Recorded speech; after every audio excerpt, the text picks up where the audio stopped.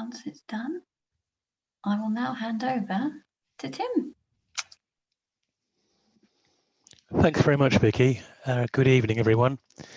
I'm going to talk to you about the geology that we have encountered during the ground investigation and then the construction of the Thames Tideway Tunnel beneath the River Thames. Just to start off with a brief background as to the tunnel. It was first instigated in the early 1990s under the Urban Wastewater Treatment Directive.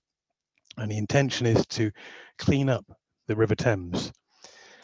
The photo on the left is what we call a combined sewer overflow, abbreviated to CSO. There are quite a number of them, these outlets in the river wall, and they allow discharge of untreated sewage effluent from the existing sewer network into the River Thames when the sewer network becomes inundated during periods of heavy rainfall. There are about, on average, about one overflow a week, and there's about 39 million tons of untreated effluent that is discharged annually into the River Thames by this way. Of course, with every discharge, there are the inevitable negative environmental consequences that we see on the right. The next slide just shows a simple diagram of the Thames Tideway Tunnel route. It's a stormwater storage tunnel, 25 kilometers in length, and with an internal diameter of 7.2 meters, an external diameter of about 8.6 meters. So it starts in the west at Acton and follows the route of the River Thames through central London. So I should say at Acton it's about 30 meters below ground level and descends along the route of the River Thames through central London to about 65 meters below ground level at the Abbey Mills pumping station site. Here it will connect to the existing Lee Tunnel and continue the route, if you like, along to Beckton sewage treatment works. There are 17 CSO shafts that we've constructed along the course or the length of the route, and these link the existing sewer network to the tunnel, diverting the discharges from going into the river but into the tunnel. And we'll have a look at how that is done in the next slide. There are three larger symbols here, one in Conworth Road, Kirtling Street, and Chambers Wharf in Bermondsey. These are very large construction shafts that we've constructed. Kirtling Street actually is over 32 meters in internal diameter. And these have been constructed to lower the tunnel boring machines, or TBMs as we call them, into the ground to mine the main tunnel alignment, as we see here as the red dotted line. Now, at 25 kilometers in length, it's just too big to handle as one contract. So it's been split into west, central and east contracts. In the west, the main tunnel has been completed. This was completed not so long ago. It was driven from Conworth Road, or launched from Conworth Road in Fulham, to the Acton storm tanks in West London. There's also the Frogmore Connection Tunnel, a slightly smaller 3-meter diameter tunnel that connects King George's Park in Wandsworth to the Conworth Road shaft. In central, we've got two main tunnel drives. The first one from Kirtling Street in Battersea to linking up to Conworth Road in Fulham. This is more or less complete. There's just a minor breakthrough that needs to be completed for this. And the second main tunnel drive goes eastward from Kirtling Street to Chambers Wharf. This has been completed. It broke through 2 weeks ago now. So all the tunnel section you see here is all been completed. In the east, the main tunnel drive continues from Chambers Wharf to Abbey Mills along the Limehouse Cut.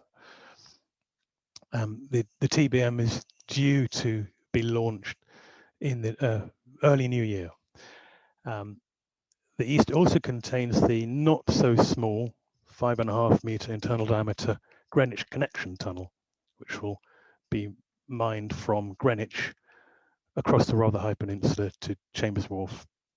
That's actually started. It's been in operation for about 2 weeks now.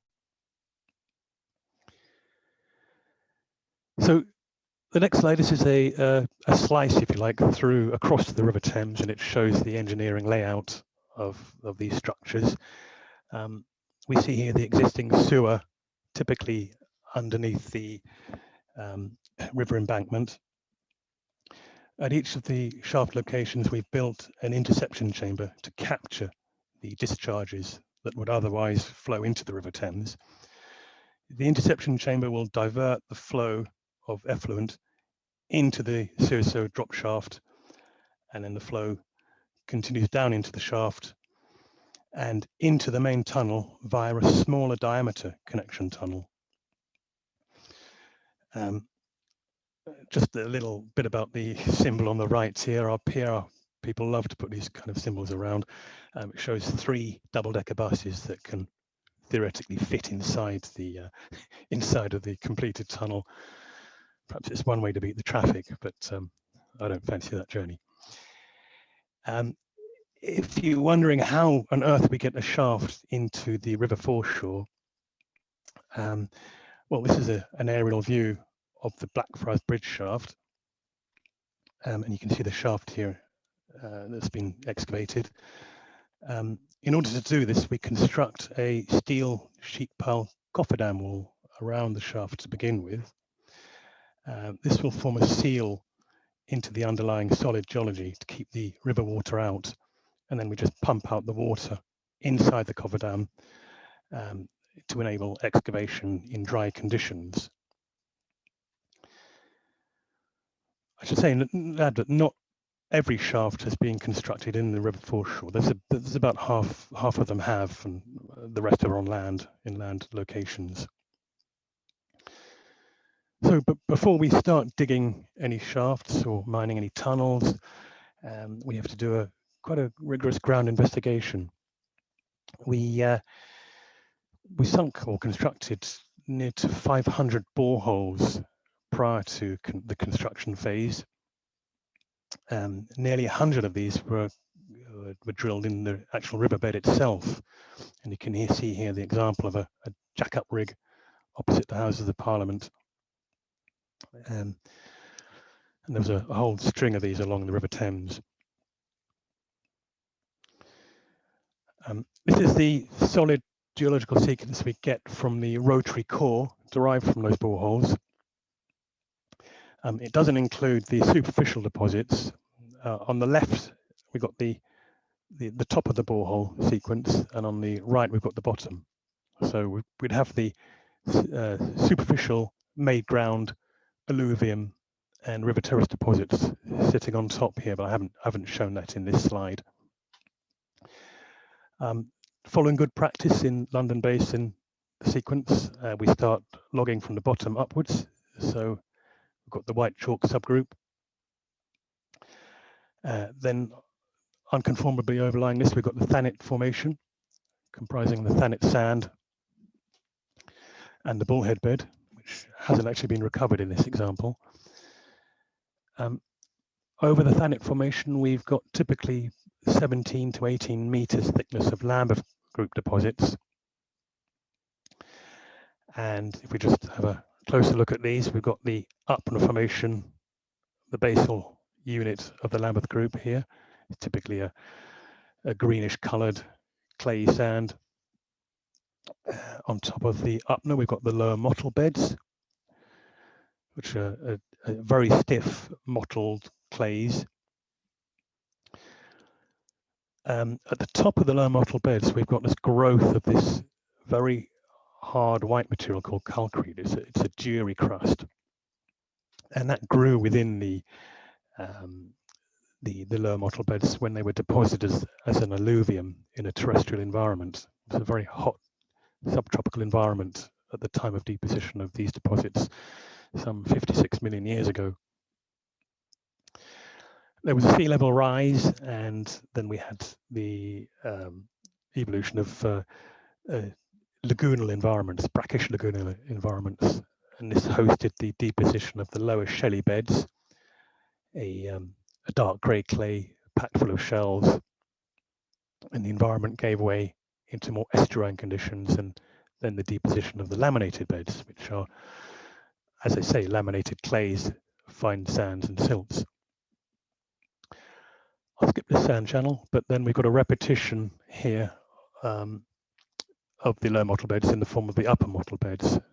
Again, very similar to the lower Mottled beds, a stiff mottled clay, indicative of the deposition of the alluvium in a terrestrial environment, and then another sea level rise, giving formation to lagoonal conditions and deposition of upper Shelly Beds.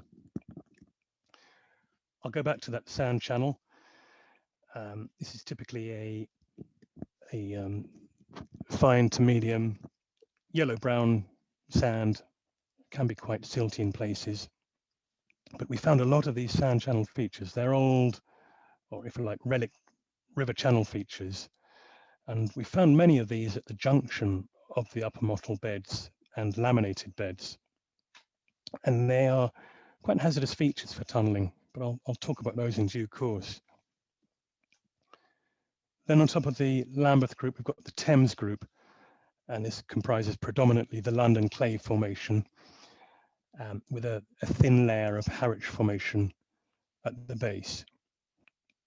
I'll talk about how we've encountered the sequence of deposits and how they've affected construction of the tunnel. But before I move on, I should mention a little bit about the hydrogeological regime. We've got the lower aquifer in the white chalk subgroup, and this has hydraulic continuity through the Thanet sands and into the Upnor Formation. The lower Mottled beds form an impermeable aquiclude, if you like, or a capping rock, to prevent any further hydraulic continuity upward. The sand channel, these 95% of the time contain quite a lot of groundwater, anything up to 2 or even 3 bar pressure. And this comprises the intermediate aquifer. And then sitting on top of the London Clay Formation, within the River Terrace Deposits, we've got the upper aquifer, which is in hydraulic connection to the River Thames itself. So we've got a tidal effect in these deposits.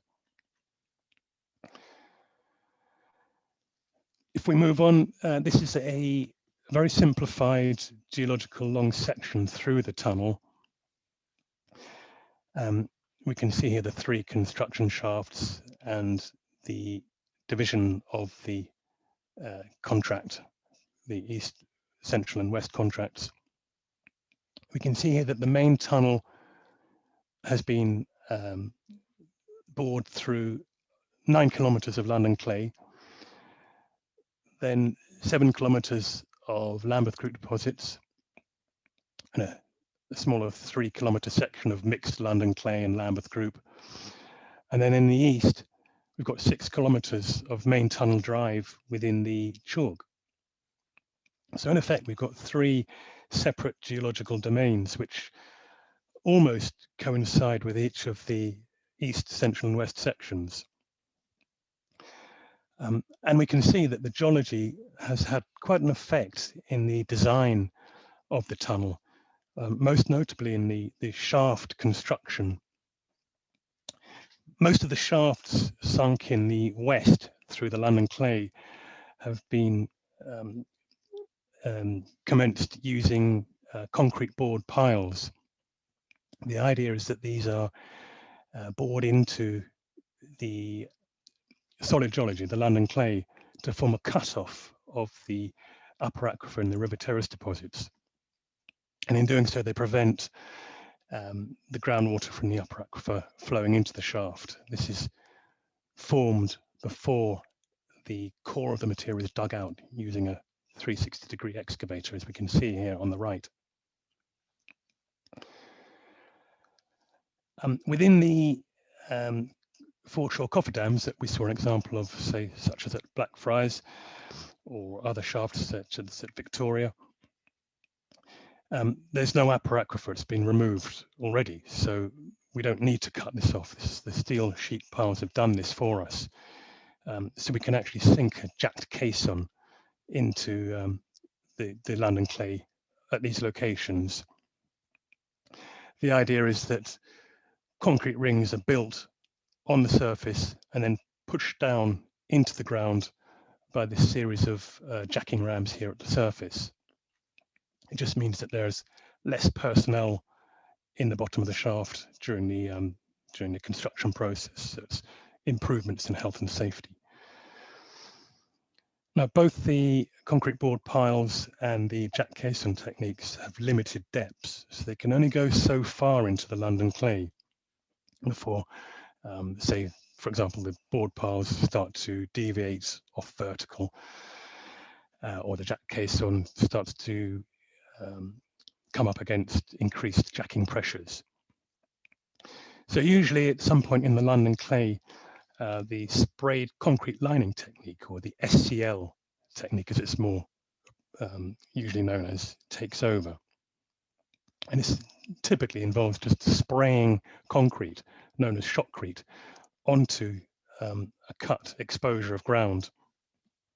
It's a very flexible method, and most of the connection tunnels from the shaft to the main tunnel have been constructed using this technique.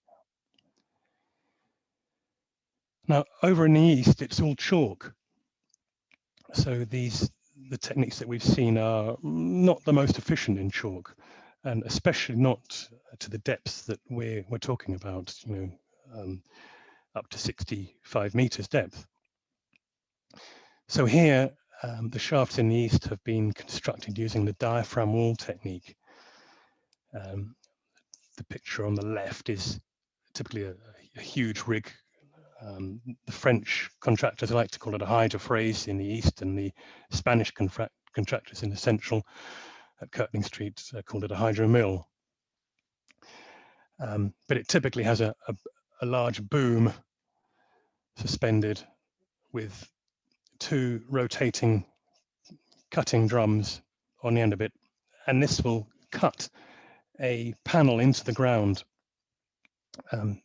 as much as 90 meters in depth. And then the panels are filled with concrete, with steel reinforcement as well. So the picture on the right, you can see here the interlocking arrangement of these D walls, and these form an effective cutoff of any groundwater that's trying to get into the shaft.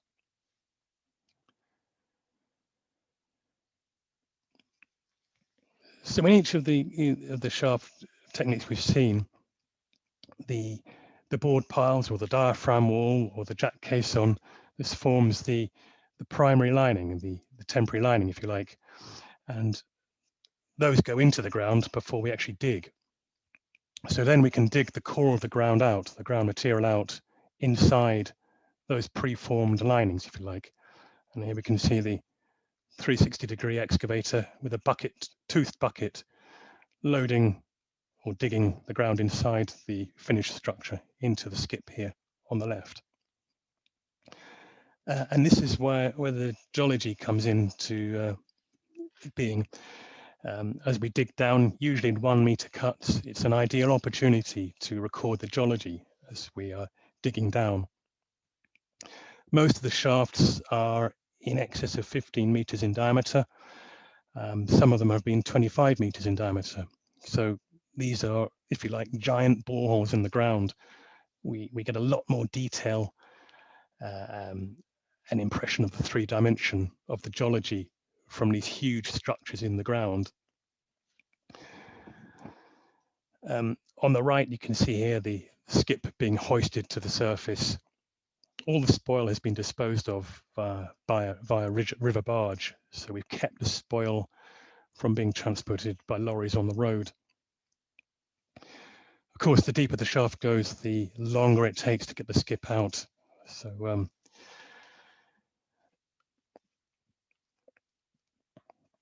so now I'll talk about the geology itself, what we've actually found during shaft logging. Obviously, I can't work from the bottom upwards, so we have to start at the top with the made ground. And this is the domain of the archaeologists.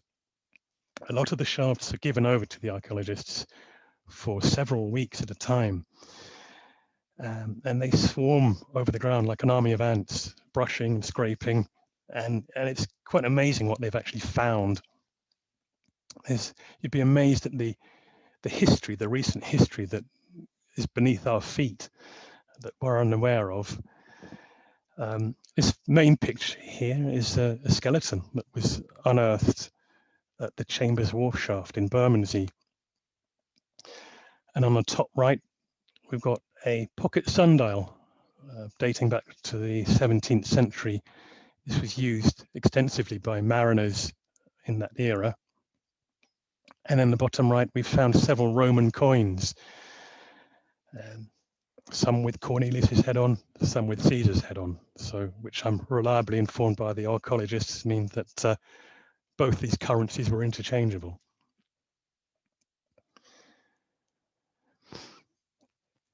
Beneath the made ground, we've got the alluvium, and this is more or less an interface between the archaeologists and the geologists.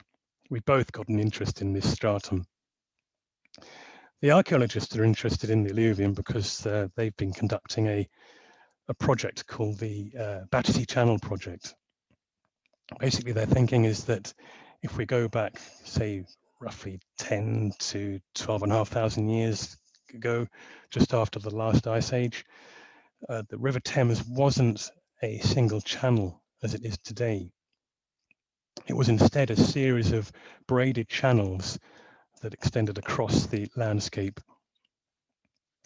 And we've got one picture here. The main picture shows a channel that the archaeologists found going through the Curtaining Street shaft at Battersea. You can't quite see it very well in this photo, but it is there. On the bottom right, we've got a Neolithic fish trap. There were lots of these structures built across the small creeks that extended from the main channels. The idea is that they were built from timber and wattle, and at high tide, the fish would swim through these structures, but would become trapped on one side during the ebb of the tide.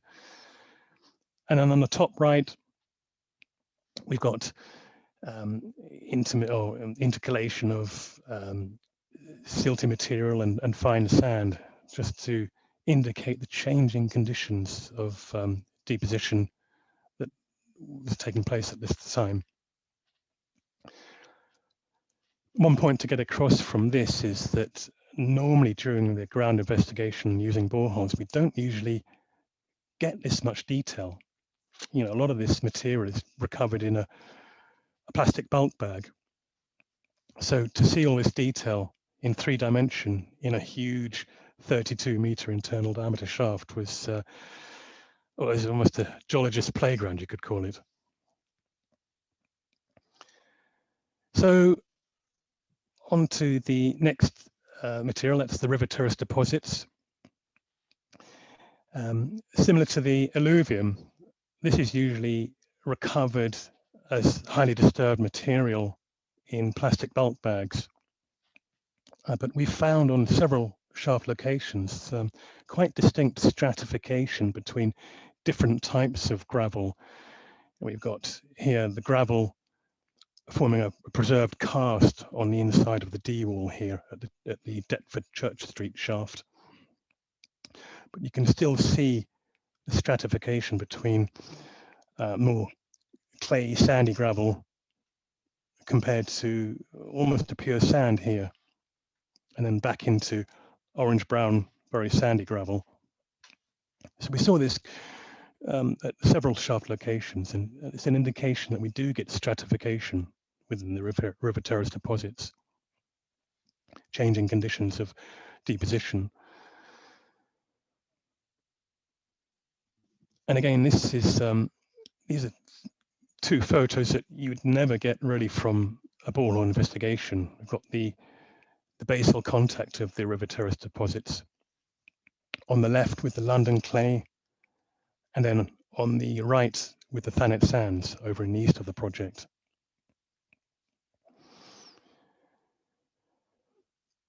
Now we come on to the solid geological sequence and the London clay. This was at the top of the sequence over most of the project. London clay, it's the tunneler's favourite medium. It's typically a very stiff, greyish brown, slightly silty, slightly fine sandy clay. It's the tunneler's favourite medium because it's soft enough to excavate easily with conventional tunnelling machinery, but stiff enough to maintain a circular profile between the time of excavation and application of the temporary lining, which in this case you can see is shotcrete, or the SCL technique. Unfortunately, most of London's tunnels have, or older tunnels, have been completed in the London clay. This is why the Tideway Tunnel had to go so deep, to go beneath the existing infrastructure to avoid any clash with existing tunnel infrastructures.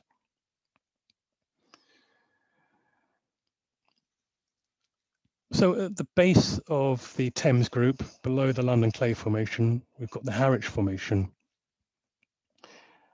We've encountered this over most of the west and central contracts, although it's typically only about 300 to 400 millimeters in thickness. But you can see it differs quite significantly from the London clay.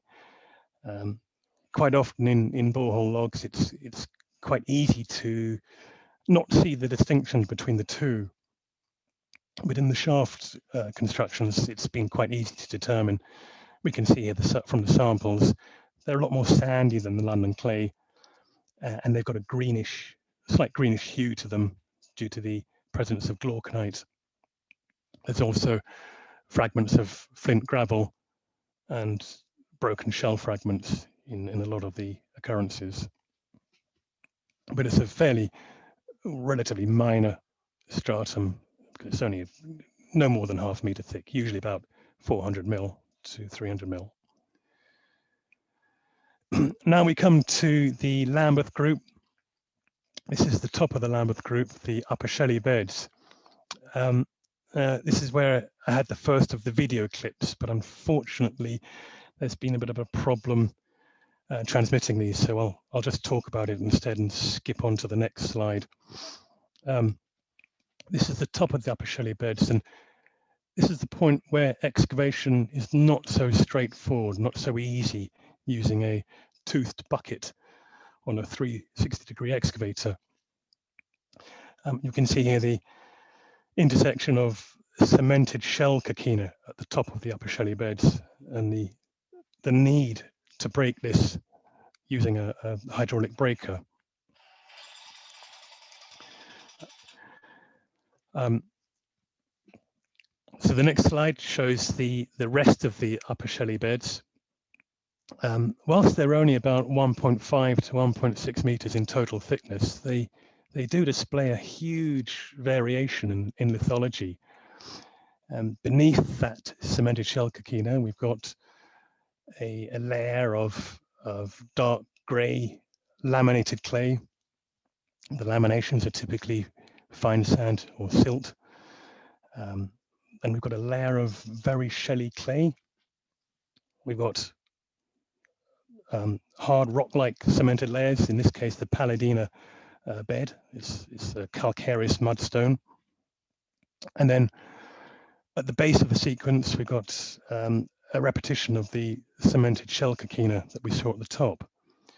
So the Upper Shelly Bed's a small layer, but really quite a highly variable lithology that we can see within this unit.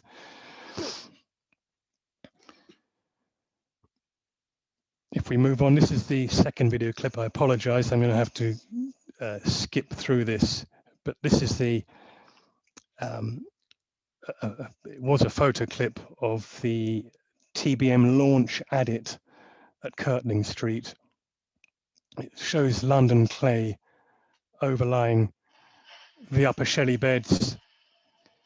You can see the top Shelly coquina in the Upper Shelly Beds, and then the basal Shelly coquina. But the idea of this video clip was to show that this huge excavating machine actually struggled to dig through the top coquina. It was such hard material compared to the London clay, which was like a hot knife through butter.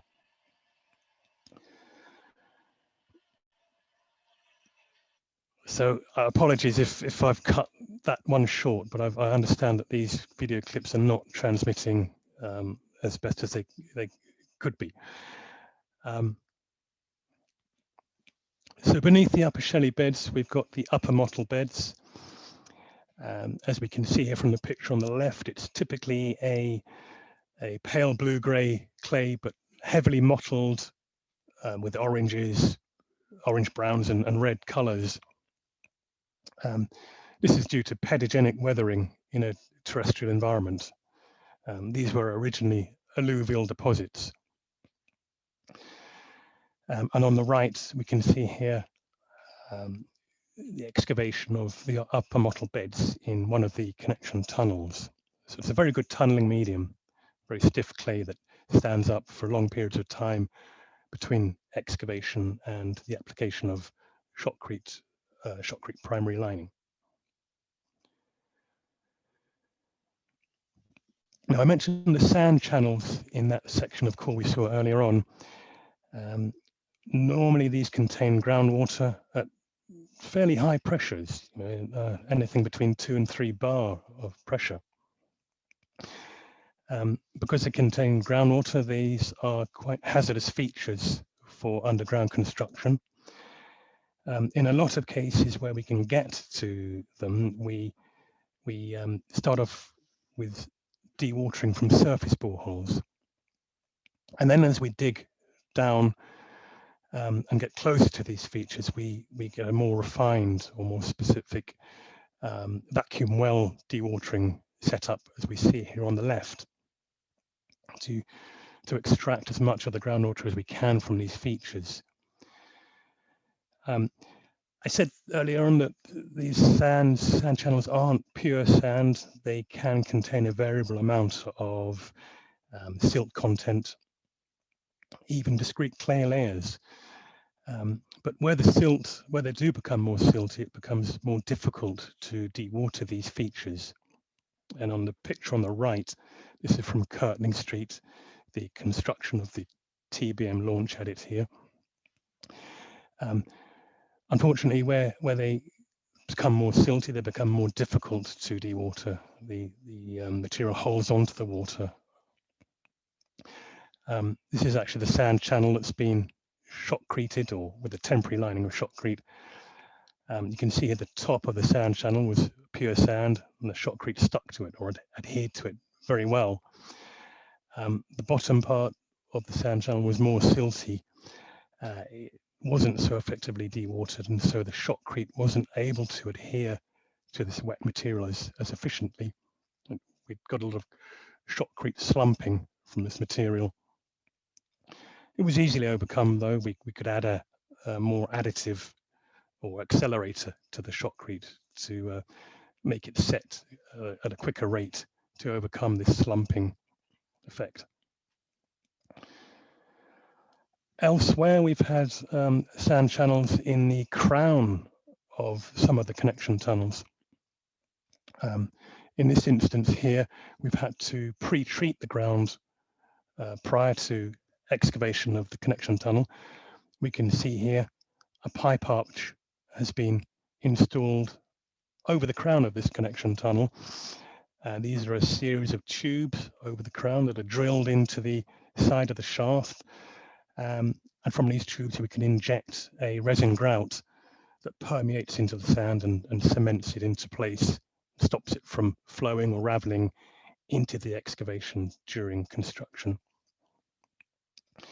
You can see here the picture on the right how this pipe arch has been exposed, but it's done its job in preventing collapse of wet sand from the crown. Incidentally, the sand is also dewatered as well in the same way as we saw before. We don't only get groundwater in the sand channels, we've also come across strong sandstone layers, in particular at the Kirtling Street site.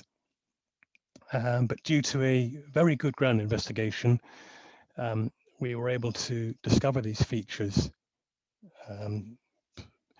sometimes over 1 meter thickness in the sand channels. You can see at the picture on the right, these would have formed quite serious obstructions. We're talking of material which is over 50 MPa in strength. But due to the good ground investigation, we were able to foresee these features, and the contractor could bring in the right equipment so that they didn't get any problems with excavation of this material, which could have otherwise formed quite an obstruction to the works.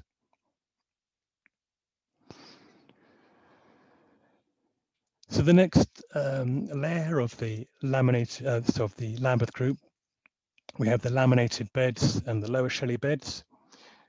We didn't really encounter too much of this material, partly because they're quite thin across the tunnel route. The laminated beds here on the left, it's typically very stiff clay actually, and we didn't really get any problems of instability from this material. Similarly, the Lower Shelly Beds on the right, this is from the Chambers Wharf shaft at Bermondsey. Again, quite competent material when we encountered it in the shaft excavations. I should add that we don't really get this kind of detail in rotary core boreholes due to the nature of the material. It quite often breaks up in the rotary coring process. So again, to see this, to record this in these large shafts really was quite an eye-opener. And we learned so much from the logging process of the shafts.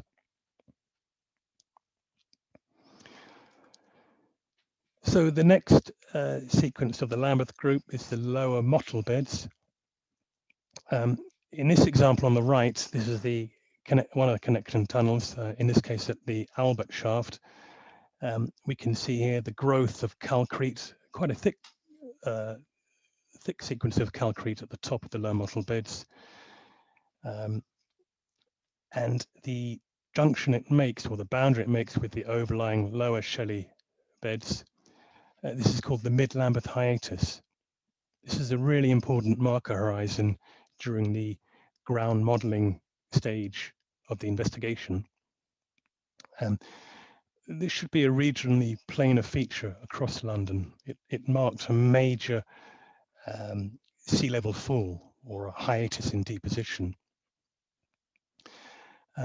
We know that if we encounter it at different elevations in adjacent boreholes, that therefore must have some kind of folding or faulting displacement between those boreholes. This is a good indication of these geological structures that we might encounter between boreholes. The next picture is of the lower Mottled beds themselves. Again, very similar to the upper Mottled beds. A very good stiff clay, very competent tunneling material with very little problems of instability. I threw these photos in just to give you an idea of what it looks like when we complete one of these connection tunnels. You can see here the outer diameter, or the shell of the main tunnel drive here, as the connection tunnel makes contact with the main tunnel, which is we won't be breaking through those concrete rings until the new year. Now that the main tunnel has been completed between Kirtling Street and Chambers Wharf, I think the next stage in the process is to break through this outer lining that we can see of the main tunnel.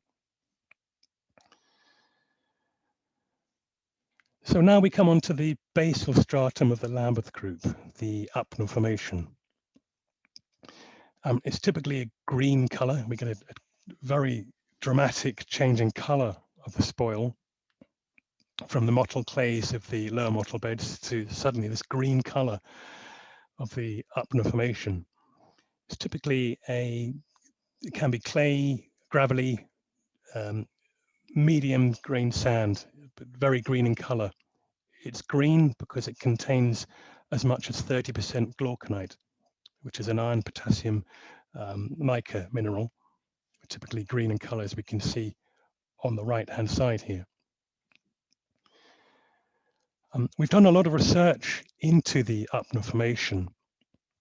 We know it contains, or it can give rise to deoxygenating conditions or confined space hypoxia in some of the smaller excavations. We know that back in 1988, 2 very young engineers died from asphyxiation in hypoxic conditions at the bottom of the shaft during construction of the Thames Water Ring Main at Stoke Newington.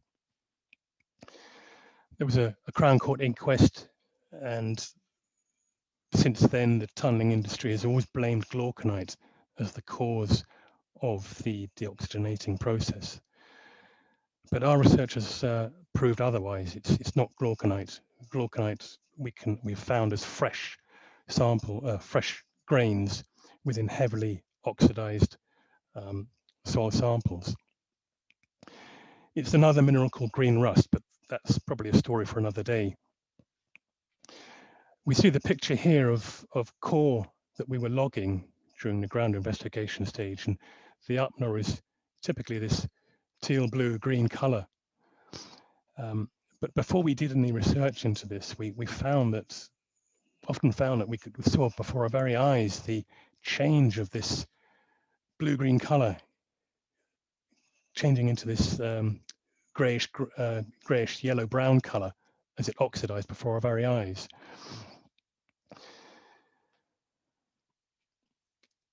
Again, another video clip. I apologize if this is not working, but we know that the dewatering at some of the shafts leads to the generation of this hypoxic gas. It's basically oxygen that's replaced by nitrogen due to a mineralogical reaction or oxidation, the oxidizing process. Dewatering will aerate the Upnor Formation. I should say dewatering of the chalk will lower the groundwater table, and the first stratum that's dewatered is the Upnor Formation. So this is where we get the generation of the hypoxic gas. If the dewatering is relaxed, the groundwater rises again, and it pushes up on the gas. It compresses it, but the gas cannot escape upwards because it's trapped by the overlying impermeable lower Mottled beds. And so the video clip that we've just seen, just as an example of how the gas escapes up the drill casing. We've had 2 boreholes that have intersected compressed nitrogen-rich gas in this manner. The gas is about 98% nitrogen. Just to prove the point by way of a simple experiment, we can see here on the left a sealed desiccator with a sample of Upnor Formation inside it and an oxygen monitor. Oxygen, as we know, is typically 21% or 20.9% volume in our breathable air. But in this experiment, it shows how the Upnor can consume the oxygen, and it falls to lethal levels within a very short space of time. So with the research we undertook, we changed hopefully the way that some of the tunnelling industry works.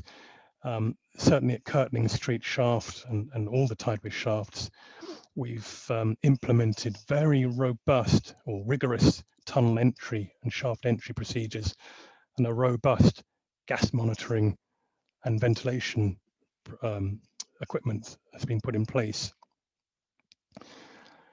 Basically, when the ground turns green, that's the time to be vigilant.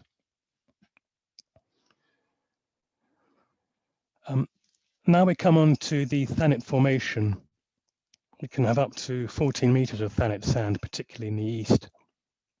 I have to admit it's fairly monotonous logging the Thanet sand through any shaft. It doesn't really change much. It's supposed to become slightly more silty, even clay in the basal 2 or 3 meters. But most of the interest is at the boundaries. On the left here, we see the contact with the overlying Upnor Formation. And this is something we don't often see in rotary core, partly because of the smaller diameter and partly because of potential disturbance. But you can see here how the contact is quite heavily burrowed or bioturbated. We've got these green Upnor Formation filled burrows in the top half a meter, say, of Thanet sand. At the base of the Thanet Formation, beneath the Thanet sand, we've got the bullhead bed making contact with the underlying Seaford chalk. I was lucky enough to log all the shafts along the Greenwich Connection Tunnel, and it's been a consistent 250 millimeters in thickness right the way across the Rotherhithe Peninsula. It's composed of usually medium to but many coarse angular flint gravel within a clay matrix. Often we don't see this in borehole core recovery because of the disturbance due to the very nature of this material. But you know, we've found it a consistent 250 millimeter thickness across the 5.5 kilometer length of the Rotherhithe Peninsula. Now we come into the chalk. It's comprised mainly of a soft white limestone. The tunnelers like to call it soft ground. It's primarily chalk, but you can see here the arrangement of a series of nodular flint horizons that occur throughout the Seaford chalk formation. If we compare the strength of the two materials, chalk is typically between 3 and 5 megapascal in compressive strength. Compare that to the flint, which is anything up to 800 or even 900 megapascal. So a huge discrepancy in terms of strength between these two materials. This is a photo of the TBM launch adit at the Bermondsey shaft at Chambers Wharf. Complete contrast to the one at Kirtling Street, which was in the London Clay and Lambeth Group. Again, this is another video clip just showing an excavator struggling to dig through the flints. I'll skip through this because I think it's a bit temperamental. But that was just basically a video clip of a large excavator. It's not having its own way with the flints. If it was just chalk, it would be very easy to excavate, but the flint does form a considerable obstruction to excavation, adds time to the process. This is a fellow geologist logging the chalk, in particular the frequency of flint seams within the chalk.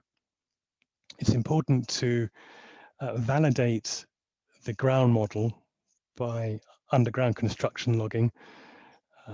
In this case, we can get an idea of the percentage of the flint material that will be in the main tunnel face. And this will enable the designers of the TBM to fit the right cutting tools to the front of the TBM so that we can actually excavate as efficiently as possible through these variable materials.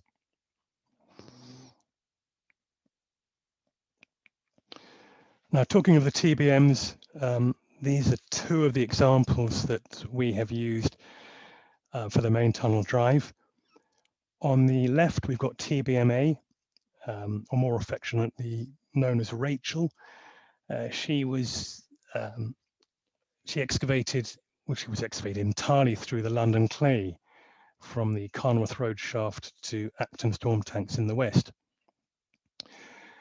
If you notice our cut-ahead arrangement, how open it is, and compare that to the cut-ahead arrangement of TBMC, who we've named as Ursula, and she mined the section of main tunnel from Kirtling Street to Chambers Wharf through the more hazardous, if you like, Lambeth Group deposits. You can see a lot more armor plating and the spacer bars, the close arrangement of the spacer bars. This is to guard against any face loss that might occur in the more unstable Lambeth Group deposits, compared to the London clay, which is more predictable. We know we can get away with a more open cut-ahead arrangement. I'll just point out a few of the cutting tools that we put on the cut-ahead itself. We've got drag bits here. They actually scour away at the clay. Ripper teeth, they'll rip out blocks of larger material. And then importantly, we've got roller discs, which are put in place to break open the harder bands of rock. You know, we've seen the cemented coquinas in the Upper Shelly Beds, the strong sandstone in the sand channel. So we knew that we had a fair amount of hard ground to tackle with TBMC. This is a photo of Ursula, TBMC being lowered into the Kirtling Street shaft. This is not a quick process. It takes a whole day to lower this machine into place, using a series of high tensile steel cables. She's lowered in place. You can see here the portal of the launch adit that she will be, or was put in place into. And this is actually inside the TBM, looking backwards from the cutting head. As the cutting head spins around, cutting the ground, it's a bit like a worm boring through the ground. The soil falls through the gaps we saw in the cutting head and passes through the TBM on a conveyor belt. Meanwhile, at the back of the TBM, we've got the concrete segments that are built here to form a ring, a complete ring. And the TBM actually thrusts or pushes itself forward via a series of hydraulic jacks that push against the last built ring. Now we've seen the series of hard bands within the Lambeth Group, but more in particular, the gravel within the Upnor Formation has been quite a problem for wear and tear of the TBM cutting tools. And we can see here we've incurred quite a lot of wear and tear of these tools here, primarily from the gravels in the Upnor Formation. You can see here this roller disc. You can see this measuring gauge. We can see how much wear it's incurred. So thanks to the ground model, the geological ground model, we've got an idea of where we need, or where the maximum amount of wear and tear will be encountered. And so we can have planned cut-ahead interventions where we stop the TBM and we open a series of hatches and the miners go in to change the cutting tools from behind the actual face. It's actually a good time for the geologist to nip in there and record the geology in the face. It's very hot inside a TBM, very hot, dirty, and you've got to be a bit of a Houdini artist to contort yourself in through a series of very small hatches. But when you get to the face, it's really worth the exciting geology that's on display. We can see here on the right a picture of the Mid-Lambeth Hiatus, the boundary between the Lower Shelly Beds and the Lower Mottled Beds. This was just before the Blackfriars shaft. But interestingly, there's no calcrete here, whereas in most places there has been calcrete, either in disseminated nodules or massive form, but in this location we didn't find any. Where we don't get calcrete, we get lots of lower shelly bed material infilling burrows into the top of the lower mottled beds. So yes, this was very exciting to see this exposure of ground at this point. At other locations, we've seen the laminated beds overlying the lower shelly beds. We've seen the upper mottled beds. So quite an exciting array of geology to see by inspecting the TBMs during the cut-head interventions. We can actually validate the ground model. You know, shaft logging is one way of validating that ground model, but going into the TBM head and logging the face at locations between the shaft locations further validates our model. And it gives us assurance as to say that yes, the ground model is correct and we can carry on with the current design as it is. The last slide here is just of the Frogmore connection tunnel. I don't know how effectively this will transmit, but it just gives you an idea of the rotation of the machine as it breaks through into the main shaft at Carnworth Road. So that just rounds off my talk. And if I can just finish off with a few key points from this. We've seen that the London Basin geology is really highly variable. You know, especially the Lambeth Group, the amount of variable geology that we've seen from sands, gravels, hard rock to clay. I remember a long time ago taking my degree, my Welsh head of department of geology sneered and he said that, well, London geology is just gardening. Well, if it's gardening, it's very interesting gardening. We've seen how the geology influences construction design and performance. Most notably the shafts, the different types of shaft construction in the different types of geology, and the ground conditions necessitating a change in excavation from bucket to breaker. There are a number of if you like, hazardous groundwater conditions, hazardous geological conditions from groundwater in the channel sands, and of course the lower aquifer, hard bands in the Lambeth Group, and more sinister, we've got the hypoxic gas in the Upnor Formation. Geological modelling, well, that's vital to predict our hazardous ground and for the tunnel teams to prepare for what's ahead of them and to choose the right equipment. And lastly, I strongly believe that construction geological logging, it validates the ground investigation model and gives assurances, good assurances to the teams involved that what we are seeing is what was predicted. And that rounds it off. And if anyone's got any questions, I'm quite happy to try to answer them. Thank you. Hi, Tim. Thank you so much for that tour. That had some really amazing photos of geology that you just wouldn't ordinarily see of the typical site investigations you do. So that was fantastic. Thank you very, very much. Thank you. If anybody does have any questions, could you put them in the Zoom chat box and we'll try and get to them, as I'm sure some of you will have some out there, because it was a really interesting talk.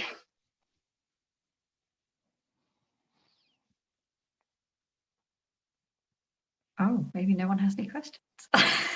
Oh, I'm sure someone does. There's one. So we've got a question from Kevin. And was there any reuse of the spoil or did it go as waste? Good question. Yeah, as I say, all the spoil got transported downriver to a place called Ingrabourne by barge. I'm not entirely sure what's going to be happening to it, but a lot of it will be used. I know in the east, a lot of the river terrace gravel was taken off site, cleaned, graded, and then reused as building material. So yes, we try to reuse it where possible. All the questions are trickling in now. Oh no, there's too many to catch up with. Okay, so I'm going to do these in order. So we have one from Andy. He says, given the quality of the ground investigation, have there been many claims for unforeseen ground conditions? None at all. And actually, no. Yeah, it's a sensitive issue, but I guess there are always going to be elements of unknown. But in general, no, we haven't really had too many issues yet. Whether we will or not, I'm not sure. But no, it just goes to show that the better the ground investigation, the more assurance you have on the ground conditions and more certainty. I think this has shown that to pay up front a little bit extra on the ground investigation reaps dividends during construction. You save cost in that by doing that.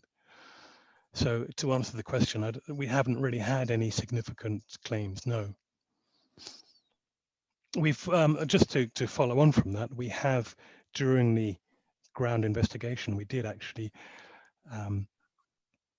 because the ground investigation was so comprehensive, we did find a lot of geological structures, particularly in the west, that were not in the published domain. So we came across some new geological structures.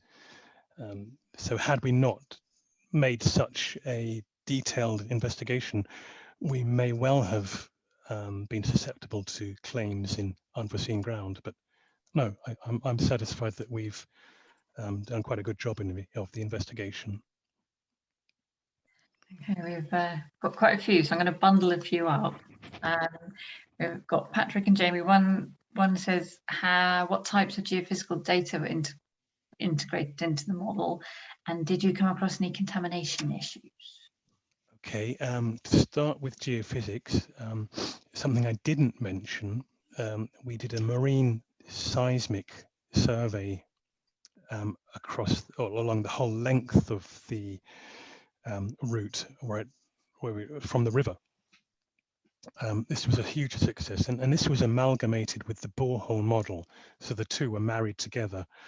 The marine seismic survey was a fantastic piece of work, and compared to boreholes, it was really cheap. It only cost about £500,000, which was really good value for money. It gave us a good strong model, and that could be tied in with the borehole model. And that's why I think our ground model was so robust, because it relied on two different techniques. Elsewhere, geophysics, we've made really good use of geophysics, wireline geophysics in the boreholes themselves. We've got very good results from that, from resistivity surveys to pick up the flint spacing in the chalk, gamma resistivity surveys to detect the sand channels. So yeah, the wireline geophysics has been an excellent piece of kit. And we learned from the early days of the investigation that some of the televiewing equipment as part of that process, where we could, we implemented as long as possible between the completion of the borehole and the start of the televiewing process to allow the borehole water, the water in the borehole, to settle, so we could get a clearer picture. If we started with that televiewing process too quickly, before the borehole water had time to settle, was still full of sediment, then it was not so good. We just get a very cloudy image. But if we could, where we could, we would leave the borehole standing over a weekend for a couple of days, and that would give enough time for the water to clear, so we could get good clear images of the televiewer image. In terms of contamination, well, yes, there has been contamination. There's been a lot of industrial activity along the banks of the River Thames. Don't forget that in years gone by, it was quite heavily industrialized. So one or two of our sites have encountered contamination, but we've taken special measures to mitigate that threat. I think we've got quite a few more. I hope you've got lots of time, Tim. Yeah, that's okay. Thanks. You've obviously generated a lot of questions, which is great. We've got one here that says, how long have you been using the TBM for so far, and how much more to go? Okay, I think the TBMA was the first one to be held. You saw on the previous slide that 3 out of the 4 main tunnel drives have been completed. We've only got the existing section between Chambers Wharf and Abbey Mills to complete, although that will take at least another year to complete. The TBM drives typically it took about a year and a half to complete those drives that we saw. Yeah, sorry, what was the question was, how long have the TBMs been going for? I think so, yeah. Yeah. So for about a year and a half, we've been using the TBMs. The remaining main tunnel TBM drive should be completed in 2022. So in all, about 4 years worth of TBM activity along that main tunnel drive. Does that answer the question? Yeah. Hope so. Yeah. Quite a few more here, actually. I've got one here. It says, why in the Thames Basin do you log from the base of the core up? Okay, good question. I always take advice from Jackie Skipper. It's a lot easier. You've got more features. Say, for example, if you started from the top, from the London clay, it's often very difficult to distinguish the London clay from the Harwich. Also, the top part of the Lambeth Group is not always present. Say, for example, the Upper Shelly Beds, they don't extend further east than Lambeth Bridge. If you start from the bottom, you know what you're in. You've got a good sequence of marker horizons. You say that the chalk, Thanet contact. Then you work your way up through the Lambeth Group. I mean, you've got so much repetition in the Lambeth Group. You've got 2 sets of mottled clays. You've got 2 sets of shelly clays. So if you start at the base of the Lambeth Group, you know that you're at the bottom, starting in the Upnor Formation, and the mottled clay that's above that, you know it's got to be the lower Mottled Beds. Whereas if you went from the top, you started in the upper Mottled Beds, you might not know, depending on how deep the borehole was, whether that was lower Mottled Beds or upper Mottled Beds. I hope that makes sense, but it's more, there are more signs or indications of where you are in the sequence if you log from the bottom upwards. You don't have to, but that's just the best way of doing it. I think we've got a faulting question now. It says, did you see any faulting within the tunnel drives? And if so, did these create any issues with the TBM? Unfortunately not. The problem with the TBM is that the only time you can access the face is when it's stopped, and that's once in a while. It's a closed face, so you can't really, all you're getting is a small window of ground through that cut ahead structure. On the smaller diameter connection tunnels, then yes, we did see faulting. For example, the Hammersmith connection tunnel that connects the Hammersmith shaft with the main tunnel. That was about a 4-meter diameter tunnel using the Shotcrete lining technique, the SCL technique. And using that technique, you get a whole face of tunnel exposed. And yes, we did see a number of faults exposed in that tunnel face. If it hadn't been for the displacement of the layer of claystone, it might not have been obvious. But when you've got a good marker horizon, such as a claystone layer in the London clay, and you can see that offset sometimes as much as 0.5 meter or 0.7 of a meter, then the faulting is very obvious. So yes, we did see faults. Yeah, I've to blow my own trumpet, I've co-authored a paper on the structures that we've encountered during the GI to be published in the QGAGH sometime in the future. So that'll detail some of the faults that we came across. We've got lots of thank yous in the questions, which is good. Everyone's saying it's a great informative presentation. Oh, thank you. There's one question that they may have already just answered it. It says, did you say 400 boreholes in retrospect to the cost of it? Was the cost of the SI justified? You may have just answered that. Yes, it was. It's nearer to 500 boreholes. Well, actually, Thames Water Tideway, we did about 400 boreholes. The main works contractors on each of the contracts, the East, Central and West, they've drilled their own boreholes just for their own satisfaction. So I grouped all their boreholes with ours. So in total, it's about 500 boreholes. That equates to about 3% of the total cost of the tunnel. So it's peanuts, really. If you didn't spend that amount of money on your investigation, you might not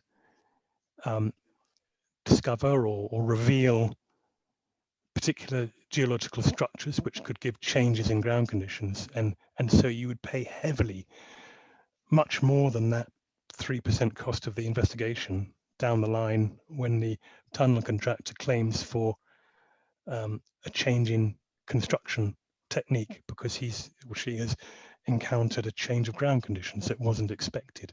So it's well worth spending money as much as you're allowed to in the ground investigation, because it solves an awful lot of problems down the line. I think in the interest of time, I'm probably going to pick a few more. There's still lots of questions, so I'll just go for 2 or 3 more. We've got one here that says, is the London Basin stratigraphy is used in the context of tunnelling entirely lithostrat based, or are supporting methods such as biostrat used as well? We have used biostrat, yeah. It's mainly litho based though, but we brought in micropaleontologists to have a look at the microfossils in the London clay. We weren't things like faulting are very obvious when you're dealing with the Lambeth Group. You've got so many marker horizons, but to detect faulting in the London clay between boreholes, it's really difficult because you've got a lack of marker horizons. So we brought in a couple of micropaleontologists to look at the microfossil fauna to see if we could get any glean any information on faulting effects. The idea is that the fauna might have been restricted to one elevation, and if it was at a certain elevation in one borehole and another elevation in another borehole, then there'd be clear indications of faulting there in the absence of marker horizons such as the Mid-Lambeth Hiatus or a shelly layer of macrofossils. So yes, microfossil analysis has had its use. I think I've got sort of 2 similar main questions here. shall ask at the same time. One is, will there or has there been an archaeological geological museum display regarding the findings? And what will happen to the geological data from the project? Will it be archived or publicly available? Sorry, the first one was an archaeological display. Archaeological geological museum display Oh. regarding the findings. Well, the Museum of London have taken all of their samples, the skeletons, the sundials. I'm not sure what they're doing. I would imagine they will be displaying them in their museum. I know for a fact that they are building a new premises in Smithfield, and I've had a few people have wry smiles on their face, but they've actually asked to take my rock samples and put them on display in their new premises in Smithfield. So yeah, I've as I've logged all the shafts on Tideway, I've got a huge rock collection, rock and soil collection. And as I'm moving on from the project, I really didn't want this to be thrown into a skip. So by chance, the Museum of London have stepped in and they said that they really want these samples for a display in their opening of their new premises. As for the data, I'm not sure what happens to it. I don't. To be honest, I can't answer that. I don't know what happens to the data, whether it's put on record somewhere. Of course, all the borehole data is put on record with the BGS. We've released most of our borehole data to the BGS, but other data like construction records, I'm not sure where they go to. I think I'm going to make this the last question. Did you encounter a sequence patterns of flint layers into the chalk formation? A sequence pattern. What do you mean? Do certain flints have names? If that's what I take the question to be, Yeah. it's really difficult to identify various flints. I mean, the only person I know who can do that is Rory Mortimer. Personally, I know that the bedwalls column, the flint zone, is a zone of very thick flints, and we were able to recognise that. But other than that, no, I wasn't able to identify flints as such as in part of a sequence.